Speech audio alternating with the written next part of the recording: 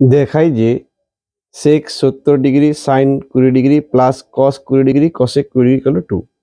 এরকম অঙ্কগুলি মাধ্যমিক পরীক্ষায় থাকেই। তো মাধ্যমিকে ভালো রেজাল্ট করতে গেলে এরকম অঙ্কগুলোকে অবশ্যই ভালো করে শিখতে লাগবে।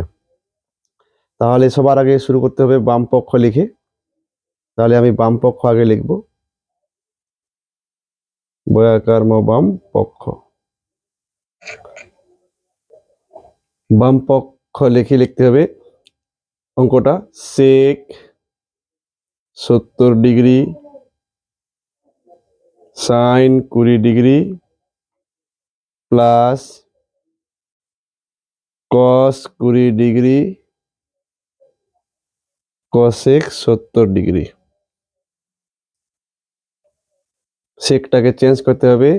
তাহলে কি করতে হবে, 90 থেকে 20 মাইনাস করলে 70 হয়। ঠিক এইভাবেই করবো এখানে কসটাকে চেঞ্জ।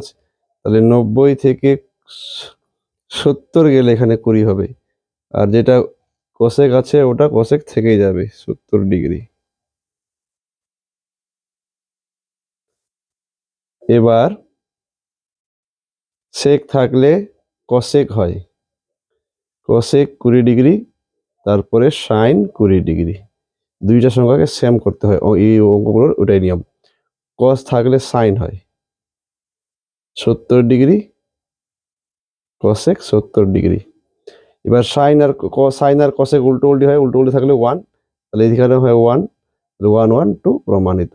তো বন্ধুরা, অঙ্কটি কেমন লাগলো? ভালো লাগলে অবশ্যই লাইক করবেন, আর চ্যানেলটিকে সাবস্ক্রাইব করতে ভুলবেন না, কারণ আমার এই চ্যানেলে মাধ্যমিকের গুরুত্বপূর্ণ অঙ্কগুলি পেয়ে যাবে আর ভালো রেজাল্ট করতে সাহায্য করবে।